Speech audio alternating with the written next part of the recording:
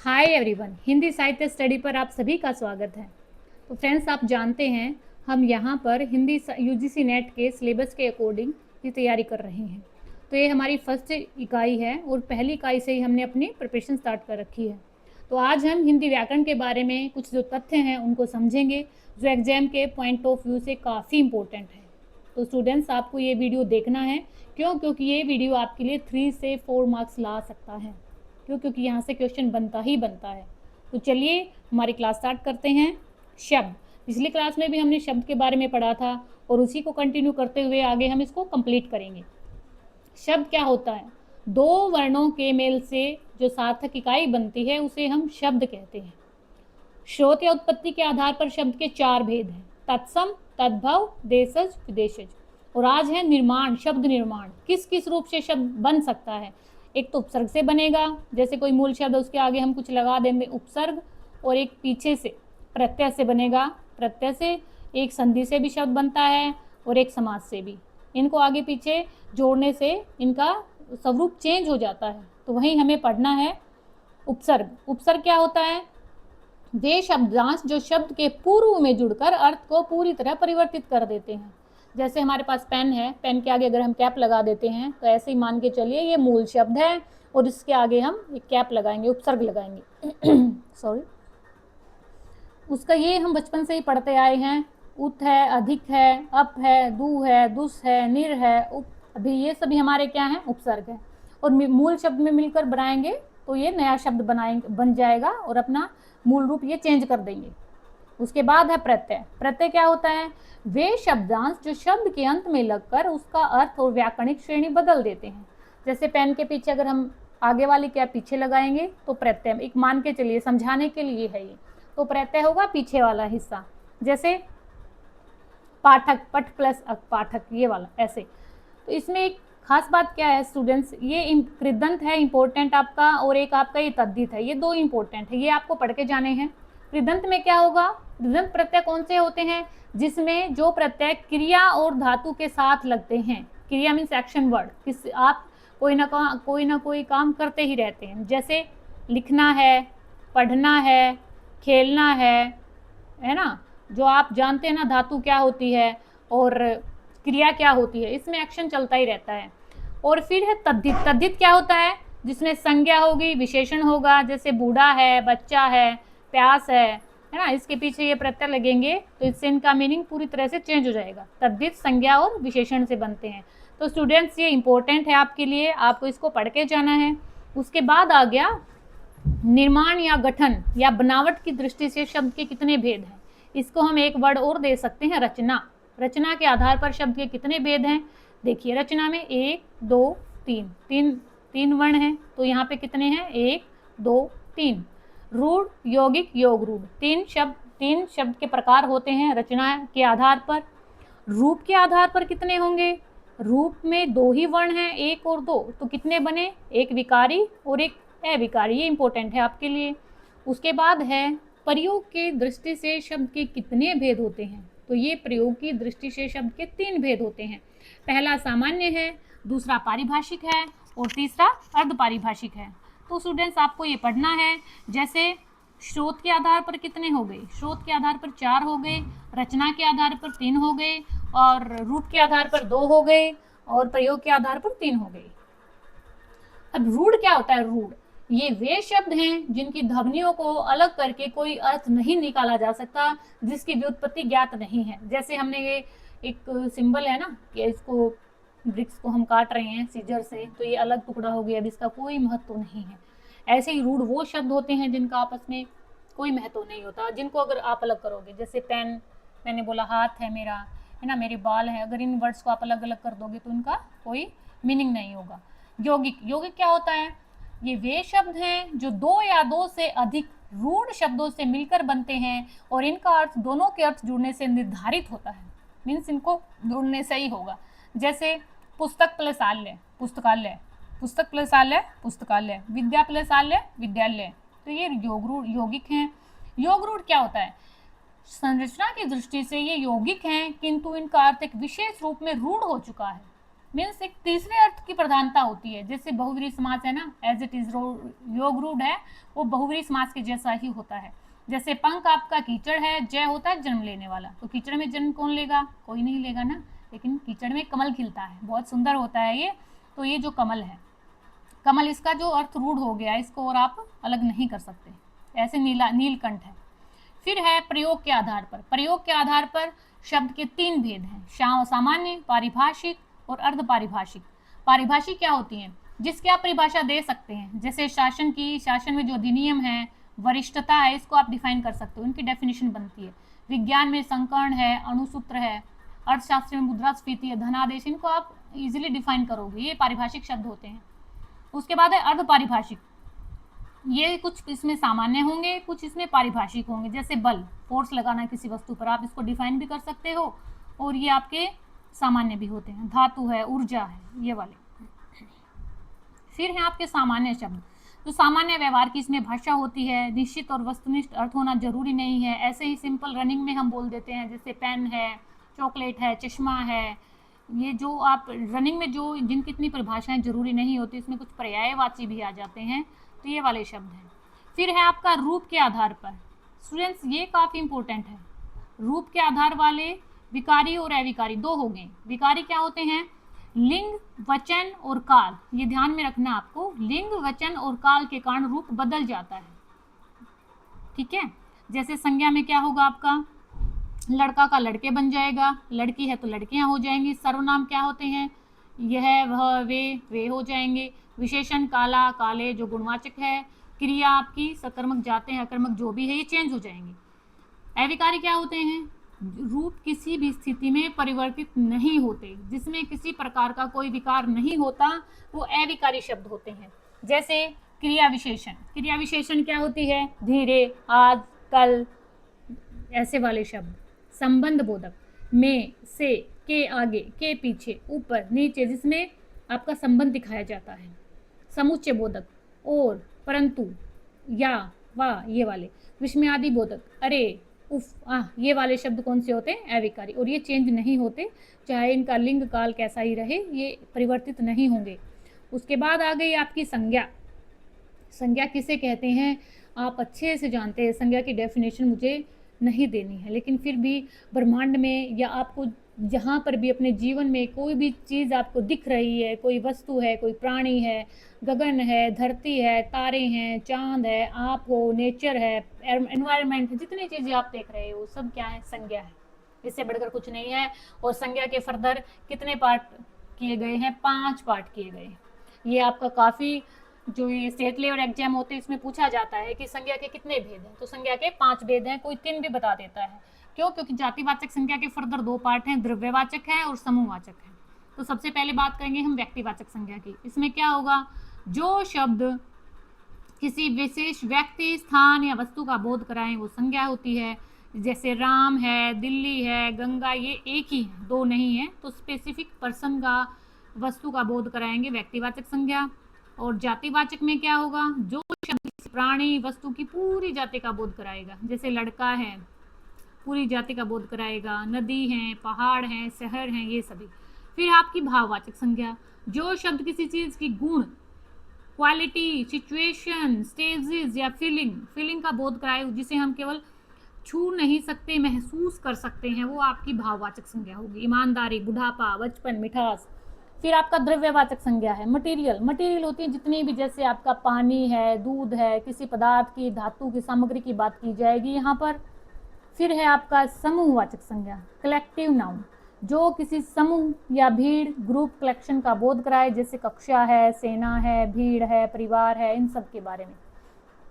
तो आप सोच रहे होंगे ऐसे नॉर्मल पढ़ के हमें क्या करना, तो क्वेश्चन ऐसे नहीं आएगा। क्वेश्चन क्या बोलेगा, व्यक्तिवाचक संज्ञा को जातिवाचक संज्ञा में बदलो, विशेषण को भाववाचक संज्ञा में बदलो, संज्ञा को विशेषण में बदलो, ऐसे चेंज करेगा। लेकिन आपको बेसिक पता होगा तभी आप चेंज करेंगे।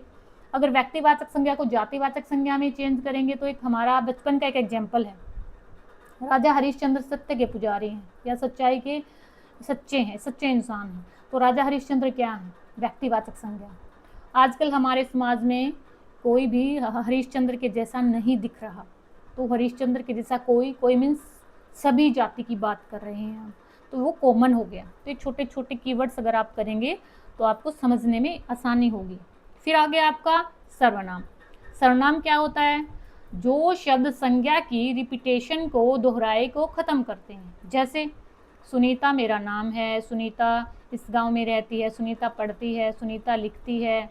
ऐसे बार बार मैं मेरा ही नाम रिपीट कर रही हूँ, तो ये बिल्कुल भी हमें अच्छा नहीं लग रहा है।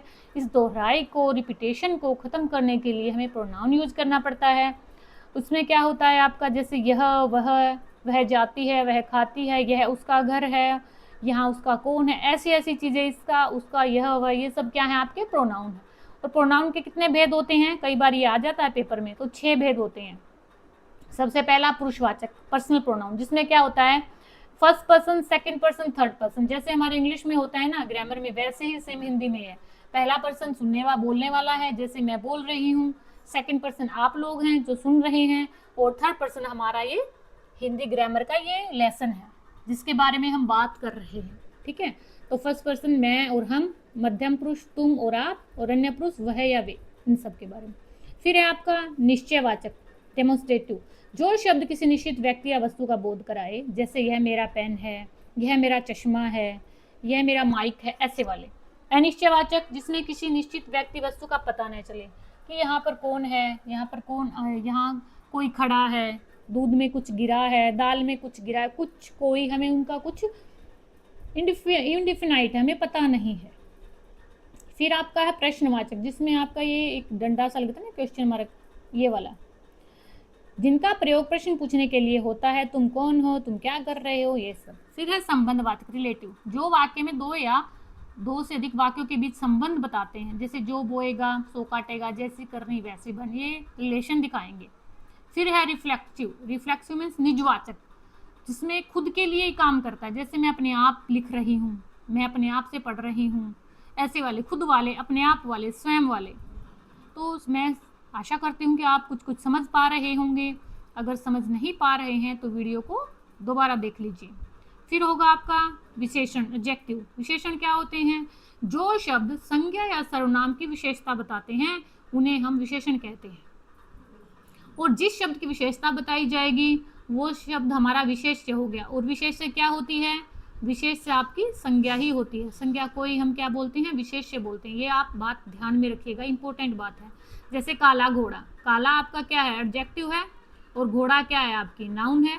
तो ये विशेष्य भी है और ये नाउन भी है। विशेषण के 4 भेद हैं। विशेषण देखो 1 2 3 4, 4 शब्द हैं तो 4 वर्ण हैं तो 4 ही भेद हैं। गुणवाचक, गुणवाचक क्वालिटेटिव, जो संज्ञा सर्वनाम के जो क्वालिटी है, उसके दोष हैं, उसका रंग है, उसकी आकार है, या उसकी कैसी दशा है, सिचुएशन है, उसके बारे में बताए, वो गुणवाचक विशेषण होगा। जैसे अच्छा लड़का, लाल गुलाब, गोल मेज, बीमार आदमी, किसी की दशा बताती, क्वालिटी बताएंगे, वो आपके गुणवाचक होंगे। फिर है आपकी संख्यावाचक विशेषण, न्यूमेरिकल फॉर्म में आ जाता है। जैसे 2 से पहला स्थान, कुछ बच्चे, कई लोग, जिस एक, इसके 2 पार्ट हैं, निश्चित संख्यावाचक, अनिश्चित संख्यावाचक। जैसे मेरे पास एक पेन है और मैं बोलूँ मेरे पास कुछ पेन है, तो अनिश्चित संख्यावाचक हो गया।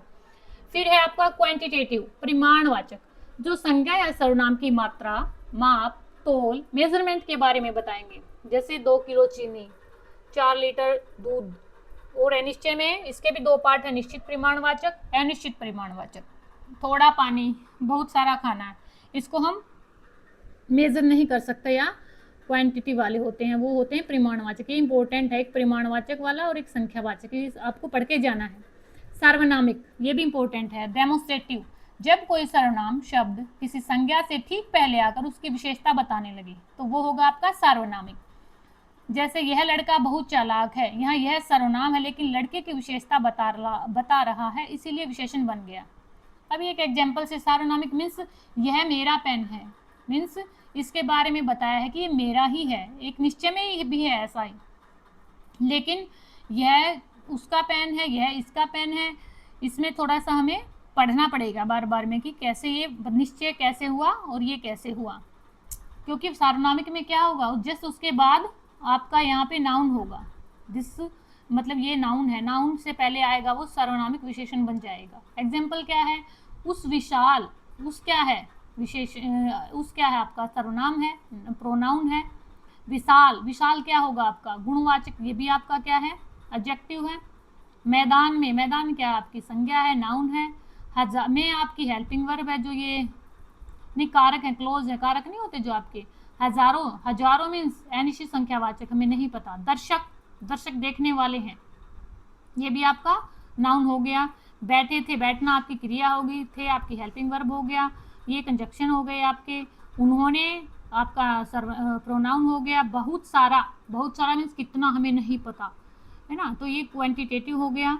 शोर मचाना, शोर नॉइज आपका नाउन हो गया, मचाना आपकी वर्ब हो गई। जब वह सार्वनामिक, मतलब जब वह खिलाड़ी, मतलब खिलाड़ी आपका नाउन है, नाउन से पहले यह वह आएगा तो सार्वनामिक विशेषण बन जाएगा, ठीक है। तो आप छोटे छोटे इनको पढ़ोगे तो समझ में आएगा। फिर आ गई आपकी क्रिया। वाक्य का सबसे इम्पोर्टेंट ये पार्ट होता है, क्योंकि इसके बगैर हमें नहीं पता कि क्या हो रहा है।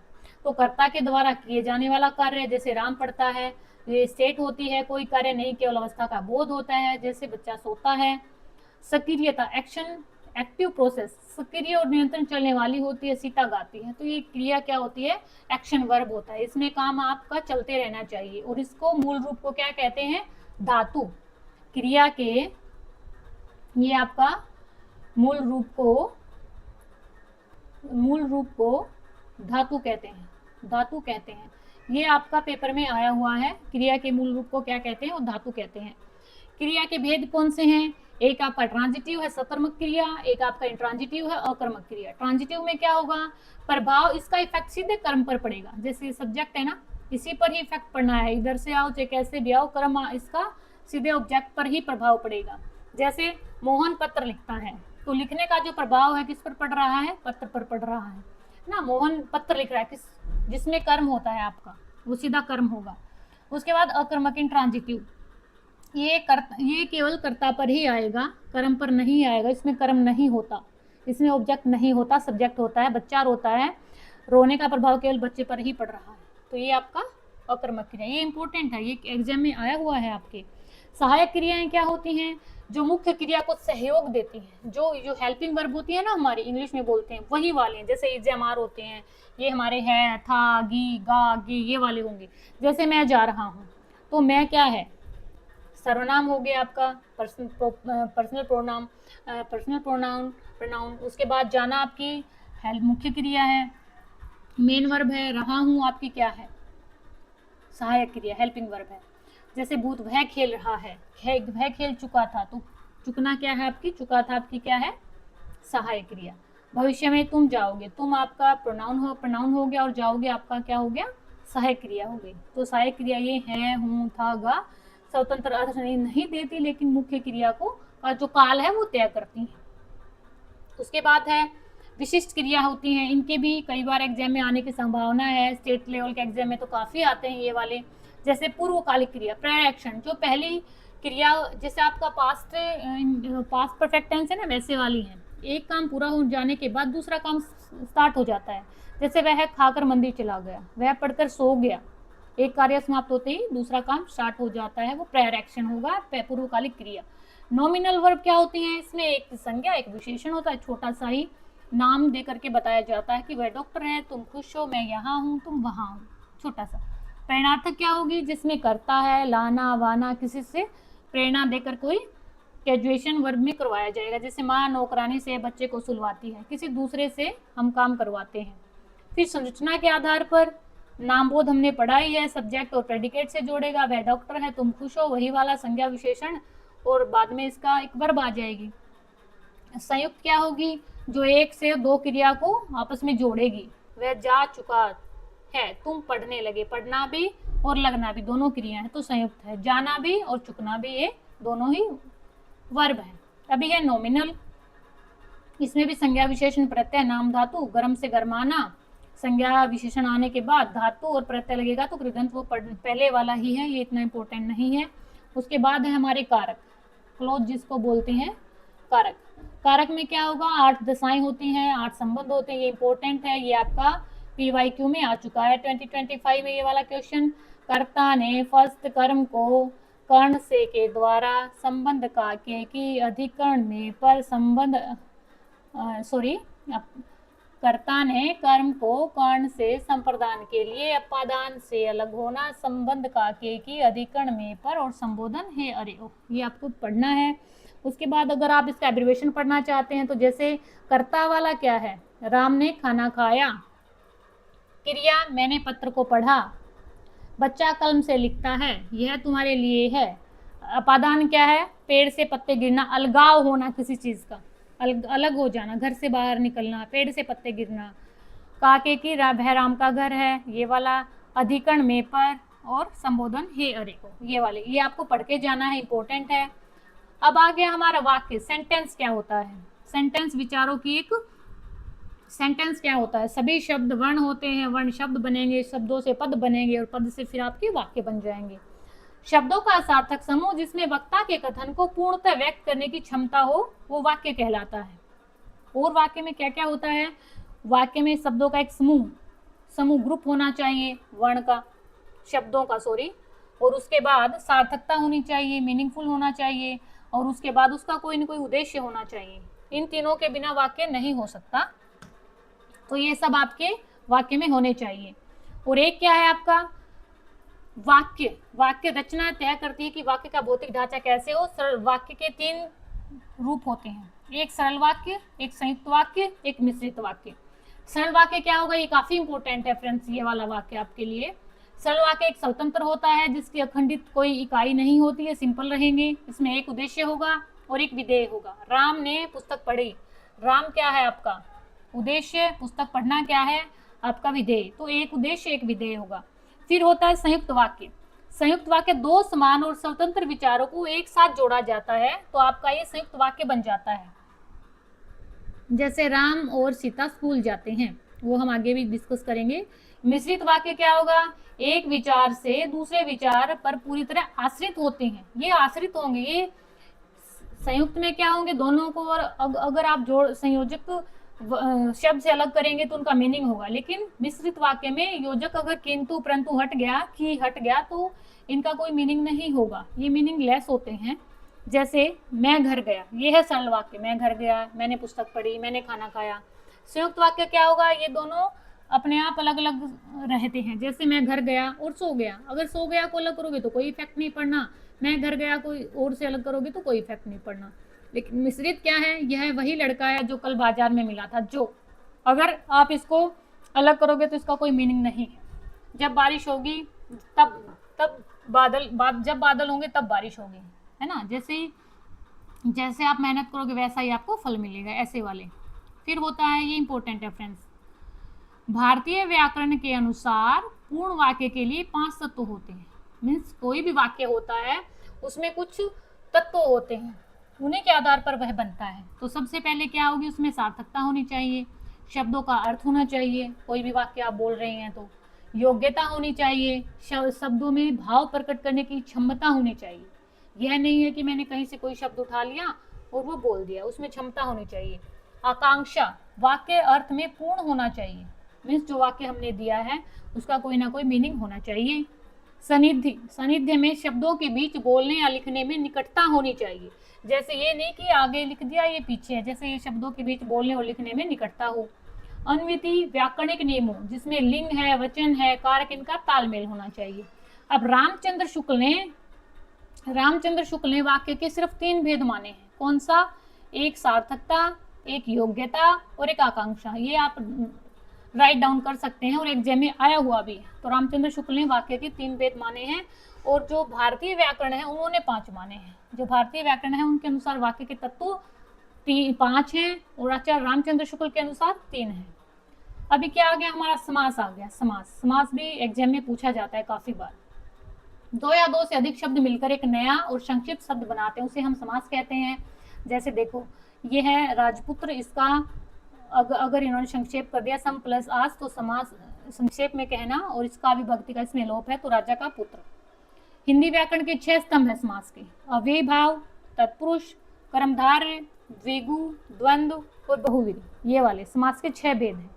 सबसे पहले बात करेंगे हम कैसे इनकी पदों की प्रधानता, समास में क्या होता है, पद प्रधान ही तो होते हैं, संक्षिप्त रूप में कोई पद के बारे में बताना। तो अव्यय भाव समास क्या होता है, पहला पद, देखो यहाँ पे हमने डायग्राम बना के इसको भारी सा बना दिया कि इसका पहला पद प्रधान है। उत्तर पद किसमें प्रधान है, दूसरे वाला, तत्पुरुष में, क्रमधारय में और द्विगु में, ठीक है। तत्पुरुष समास में, क्रमधारय, द्विगु में दूसरा पद प्रधान है, उत्तर पद प्रधान है। और दोनों पद किसमें प्रधान है, द्वंद्व में। देखो द्वंद्व दोनों सेम है तो दोनों इक्वल है समास में, द्वंद्व में। और कोई पद प्रधान नहीं है वो बहुव्रीहि समास में, बहुव्रीहि समास में कोई भी पद प्रधान नहीं है, ठीक है। उसके बाद है अव्यय भाव समास, जिसका पहला पद पूरा शब्द अव्यय की तरह कार्य करता है, जैसे यथा, प्रति, भर, ये सब क्या है आपके अव्यय है। इनसे मिला करके आप समास बना सकते हैं, प्रतिदिन, यथाशक्ति, आज हम, ये हम बचपन से पढ़ते आए, ये वाला समास। उसके बाद है तत्पुरुष, जिसमें दूसरा पद या उत्तर पर प्रधान होता है, इनमें कारक चिन्ह छिपा होता है, जैसे ग्राम और गमन, गाम को गया हुआ, हस्तलिखित, हाथ से लिखा हुआ, गुरु दक्षिणा, गुरु के लिए दक्षिणा, धनहीन, धन से हीन, राजमहल, राजा का महल, वनवास, वन में मास। तो ये आपको पढ़ते रहना है। उसके बाद है कर्मधारय समास, विशेषण विशेष संबंध, पहला पद आपका विशेषण होगा और दूसरा आपका विशेष्य होगा, जैसे महापुरुष, महान है जो पुरुष, नील गगन, नीला है जो गगन, ये जोश के माध्यम से समझाए जाते हैं। सवर्ण जैसी मूर्ति, मंद जैसी हंसी, रलाल है जो कमल। तो ये क्या होते हैं, पहला पद विशेषण होगा, जैसे आप देख रहे हैं ना, महा, नील, सवर्ण, ये इंपॉर्टेंट है, क्रमधारी आपका इंपॉर्टेंट है, ये आपको पढ़ के जाना है। फिर है द्विगु, इसमें क्या है, पहला पद संख्या सूचक होता है, जैसे सप्त है, त्रि है, नव है, पंच है, अष्ट है, इसमें सारी डिजिट्स के नाम ही आते हैं, उनका समूह होता है। फिर है आपका द्वंद्व, द्वंद्व में देखो द्वंद्व इक्वल है तो दोनों क्या रहेंगे, ऐसे इक्वल वाले रहेंगे, दोनों पदों की जो प्रधानता है वो समान रहेगी, जैसे राम और लक्ष्मण, ये है ना, ये तो हमें पता लग गया दोनों पद प्रधान है, लेकिन इसके फर्दर पार्ट भी पूछे जाते हैं एग्जाम में, ये आप याद रखना। इतरेतर, जिसमें मतलब अलग अलग, राम लक्ष्मण, जिसके बीच में डैश मिलेगा ना हल्का सा, वो क्या होते हैं, इतरेतर द्वंद्व होते हैं। द्वंद्व समास पूछ लिया तो कोई बात नहीं, लेकिन इतरेतर समाहार एक्सेस द्वंद्व पूछ लिया तो हमें इसको पढ़ना पड़ेगा, तो ये इसलिए आपके लिए इंपॉर्टेंट है, आपको ये अच्छे से पढ़ के जाना है। इतरेतर द्वंद्व हो गया राम लक्ष्मण, माता पिता। समाहार में कलेक्टिव ग्रुप होता है, दोनों का एक साथ मिला जुला रूप, जैसे सुख दुख, दिन रात, ये वाले। एक शेष होता है रिमाइंडर, एक के अंदर ये एक समाया हुआ एक शेष, माता पिता, मातृ, पितृ, ये आप थोड़ा सा पढ़ के जाना। उसके बाद है बहुव्रीहि, ये आपके लिए खास इंपॉर्टेंट है, वैसे भी हमने इधर ट्रिगर दे रखा है आपके लिए, ट्रिगर, ट्रिगर मीन्स ये आपको पढ़ के जाना है। इसमें कोई पद प्रधान नहीं होता, अर्थ किसी तीसरे व्यक्ति पर चला जाता है, देखो जैसे राजा बना दिया हमें, इस पर ही जाएगा ये, जैसे 10 आनंद, 10 है मुख वाला कौन, रावण।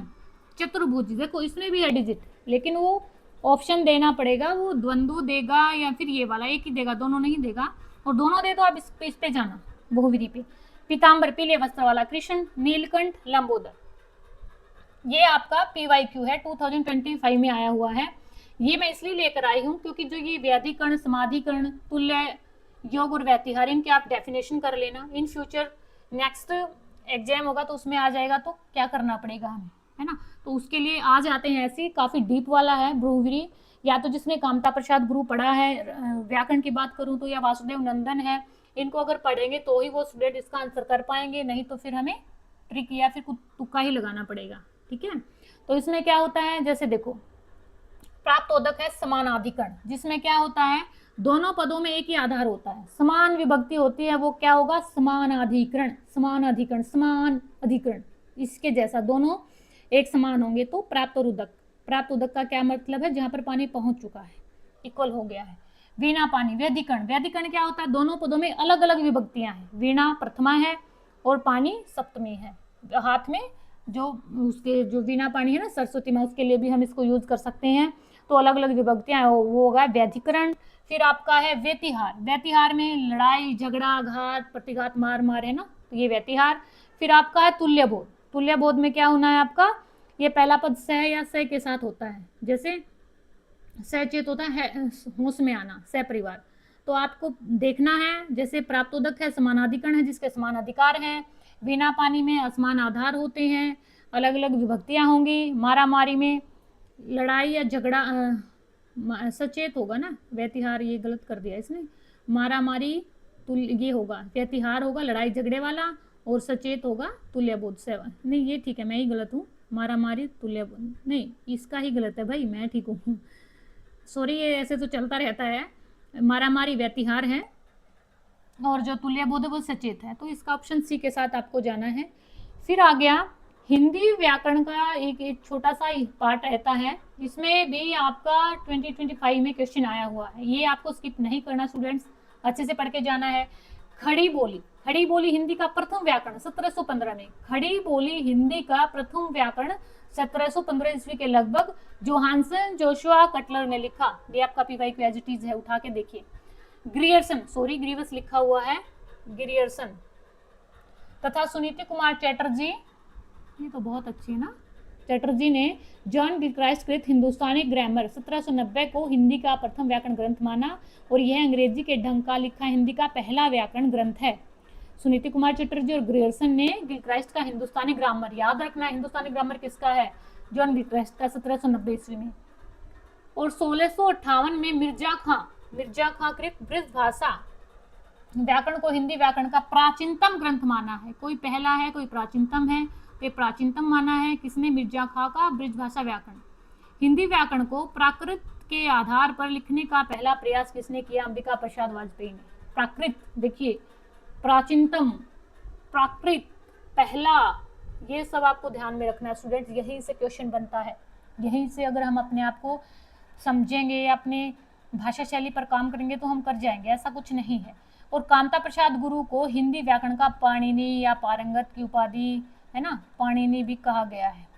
पाणिनि किसको गया है, कामता प्रसाद गुरु को हिंदी का पाणिनि या पारंगत की उपाधि से विभूषित किया गया है। और किशोरी दास वाजपेयी का हिंदी शब्दानुशासन हिंदी का पहला व्याकरण ग्रंथ है जो भाषा विज्ञान से सर्वांगित है, जो भाषा विज्ञान से सर्वांगित कौन सा है, किशोरी दास वाजपेयी का हिंदी शब्दानुशासन। और किशोरी दास वाजपेयी कृत ब्रिज भाषा का व्याकरण, देखो किशोरी दास के दो हैं, एक तो हिंदी शब्दानुशासन है और एक ब्रिज भाषा का व्याकरण है, इसको अंबिका प्रसाद वाजपेयी ने हिंदी के व्याकरणों का व्याकरण कहा है, ये इंपॉर्टेंट है फ्रेंड्स, इसको पढ़ के जाओ। अंबिका प्रसाद वाजपेयी ने हिंदी के व्याकरणों का व्याकरण किसको कहा है, किशोरी दास वाजपेयी के ब्रिज भाषा का व्याकरण, ब्रिज भाषा का व्याकरण को। कुछ ग्रंथ भी हम देख लेते हैं, dictionary of the Hindustani language John Ferguson का, a grammar of the Hindustani language the oriental linguist John Borthwick Gilchrist का, ये आपको पढ़ के जाना है।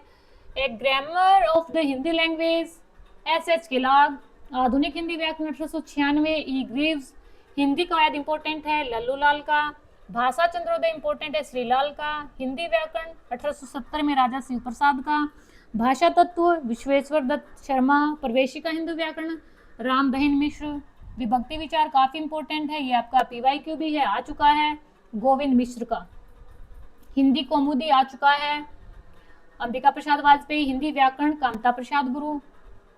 तो चलिए ये तो था ग्रामर के टॉपिक्स के बारे में हमने डिस्कस किया। स्टूडेंट्स आपको बार बार रिवाइज करते रहना है, प्रैक्टिस करते रहना है, तभी आप अपना अच्छा स्कोर कर पाएंगे और जीआरएफ को भी अचीव कर पाएंगे। तो चलिए हम इनके कुछ पीवाई को डिस्कस करते हैं। जैसे देखिए ये आपका 2025 का ही है, जातिवाचक संज्ञा से भाववाचक संज्ञा बनाइए। अभी मुनि क्या है, कौन मुनि, हम नहीं जानते किसी मुनि को, तो यह कॉमन नाउन है आपका सीएन। और मौन क्या है, मौन रहना, आपके इमोशंस है, तो भाववाचक। तो जाति, मैंने डायरेक्ट आंसर लिखा हुआ है यहाँ पे, मुनि आपकी जातिवाचक संज्ञा है और मौन आपका भाववाचक संज्ञा है। अभी विशेषण, विशेषण क्या एडजेक्टिव होते हैं, और ये फिर आपकी एब्स्ट्रैक्ट नाउन बन गया। तो रक्त क्या है, लाल रंग का, रेड कलर क्या है आपका एडजेक्टिव है ना, और रक्तिम क्या होगी आपकी फीलिंग्स हैं, तो ये भाव है, एब्स्ट्रैक्ट का हो गया। फिर संज्ञा नाउन से आपको एडजेक्टिव बनाना है। राष्ट्र आपकी नाउन है ना, किसी भी राष्ट्र के बारे में बात करेंगे, राष्ट्र है, नाउन है, कौन सा है, कॉमन नाउन।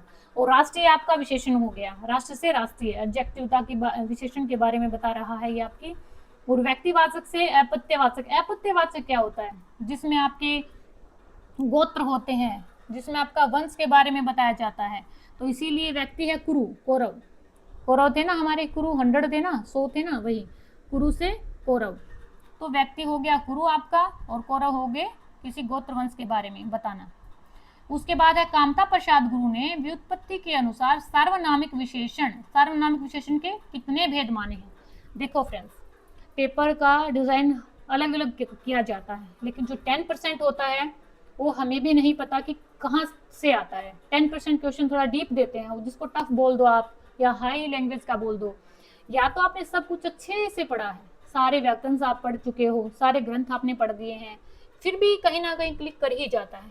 तो ये वाला क्वेश्चन वो जिसको मैं 10% टफ वाला मानती हूँ, वहाँ से आया हुआ है। तो कामता प्रसाद गुरु ने इसके सार्वनामिक विशेषण के 2 भेद माने हैं। एक है आपका पुरुषवाचक सार्वनामिक, एक है आपका सांप्रदायिक सार्वनामिक। जो व्यक्ति के संबंध में होते हैं पुरुषवाचक, और जो संप्रदान के संदर्भ में होते हैं, जैसे कुछ या कोई है तो सेम बात, लेकिन एग्जामिनर है कुछ भी पूछ सकता है। कारक का अनुक्रम, ये तो आप आराम से कर सकते हो, है ना। कर्ता ने कर्म को, अभी नहीं है ना, कर्ता कर्म करण हो जाएगा पहले। कर्ता ने कर्म को कर्ण से संप्रदान के लिए अपादान से अलग होना, संबंध का के की अधिकरण में पर, इसके अनुसार आप ये तो इजी वाला कर सकते हो आप। फिर है निम्नलिखित में से अविकारी शब्द कौन से हैं। अविकारी हमें पता है संज्ञा विशेषण क्रिया विकारी हैं, ये लिंग और वचन के अनुसार बदल जाते हैं, लेकिन क्रिया विशेषण है धीरे धीरे आगे पीछे, आजकल ये हमारे चेंज नहीं होंगे, तो ये अविकारी शब्द है। अभी ये हमारा समास है, तत्पुरुष समास देखिए। तत्पुरुष समास, शिव का आलय शिवालय, शिव का जो आलय है भगवान शिव का शिवालय। द्वंद्व में हमने देखा 2 इक्वल वाले हैं तो लवकुश हो गया। अव्यय विभाग जिसमें पहला शब्द अव्यय होगा, यथाशक्ति शक्ति, यथामति मति के अनुसार। बहुवीरी चक्र है पानी में जिसके, ठीक है, चक्र है पानी में जिसके, विष्णु, ये सब हैं। तो फ्रेंड्स ये थी हमारी आज की क्लास। तो आई होप आप कुछ समझ पा रहे होंगे। अच्छे से पढ़िए, आगे बढ़िए, प्रैक्टिस कीजिए, PYQ कीजिए, MCQ कीजिए, पढ़ते रहिए, चाहे कहीं से पढ़िए। पढ़ना आपको पॉज नहीं करना है, कंटिन्यूसली चलते रहना है अगर आपको सक्सेस लेना है। Best wishes for your future. फिर आते हैं एक इंटरेस्टिंग क्लास के साथ। धन्यवाद।